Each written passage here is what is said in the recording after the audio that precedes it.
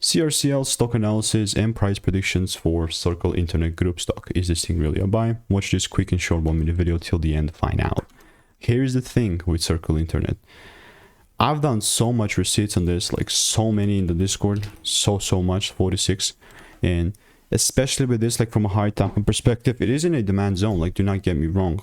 It's in a solid demand, but it's a, am I gonna randomly start buying here? Well, absolutely freaking not.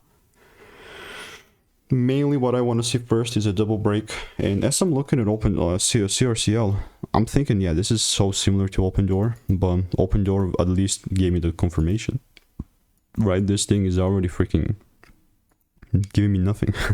I mean, look, be patient, please. I'm just mainly saying this to myself, and for you, do your own due diligence. Don't just blindly listen to me, right?